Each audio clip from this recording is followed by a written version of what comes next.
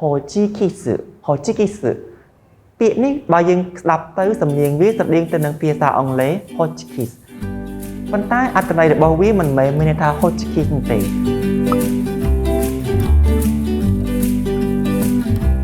សួស្តីអ្នកទាំងអស់គ្នាខ្ញុំឈ្មោះជ័យសិទ្ធជាគ្រូភាសាជប៉ុននៅ ICJCC ថ្ងៃនេះយើងមករៀនតាក់ទងទៅនឹង Wase Eigo តើអ្វីទៅជា Wase Eigo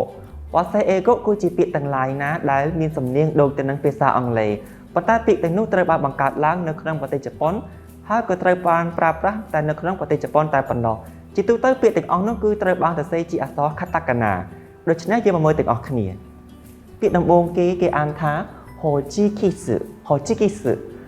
ពាក្យនេះបើយើងស្ដាប់ទៅសំនៀងវាស្រដៀងទៅនឹងភាសាអង់គ្លេស Hotchkiss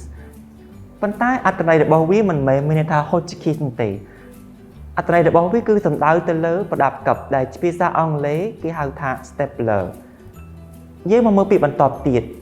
គេអានថា gum tape គឺជាស្កុតក្រាស់ដែលគេប្រើប្រាស់សម្រាប់បិទឡាំងឬក៏ឧបករណ៍ផ្សេងប៉ុន្តែភាសាអង់គ្លេសគេមិនហៅស្កុតប្រភេទនោះថា gum tape ទេគេហៅស្កុតប្រភេទនោះថា duct tape បន្តមកទៀតគឺ one piece នៅពេលដែលយើងឮពាក្យបែបនេះយើងប្រកាសជានឹកទៅដល់តុក្កតាអានីមេជប៉ុនដែលមានចំណងជើងដូចគ្នា One Piece ប៉ុន្តែ One Piece នៅក្នុងកន្លែងនេះគឺមិនបានសំដៅទៅលើតុក្កតាអានីមេនោះទេគឺសំដៅទៅលើរ៉ូបដែលយើងស្លៀកប៉ុន្តែរ៉ូបដែលយើងស្លៀកជាភាសាអង់គ្លេសគេអានថា dress មិនមែន One Piece ទេបន្តមកទៀត paper dodaiba ពាក្យនេះគឺស្រដៀងទៅនឹងភាសាអង់គ្លេសថា paper driver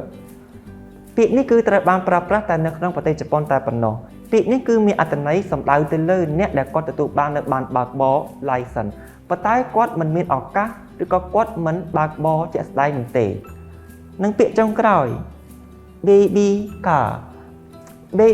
យើងប្រកាសជាគិតទៅដល់ពាក្យថា baby car ប្រហែលជាមានអ្នកគិតថាសំដៅទៅលើឡានដែលគាត់កូនក្មេងគាត់ជិះប៉ុន្តែ baby car គឺសំដៅទៅលើរទេះរុញទារកដែលជាភាសាអង់គ្លេសគេអានថា stroller ឬក៏ pushchair ថ្ងៃនេះយើងមករៀនតាក់ទងទៅនឹង Wase Eigo គឺសំដៅទៅលើពាក្យទាំងឡាយណាដែលមានសំនៀងស្រដៀងទៅនឹងភាសាអង់គ្លេសប៉ុន្តែពាក្យទាំងនោះត្រូវបានបង្កើតឡើងនិងប្រើប្រាស់នៅក្នុងប្រទេសជប៉ុនតែប៉ុណ្ណោះជាធម្មតាពាក្យទាំងអស់នោះគឺត្រូវបានសរសេរជាអក្សរ katakana ថ្ងៃនេះយើងមានត្រឹមតែប៉ុណ្ណេះជួបគ្នាវីដេអូក្រោយទៀត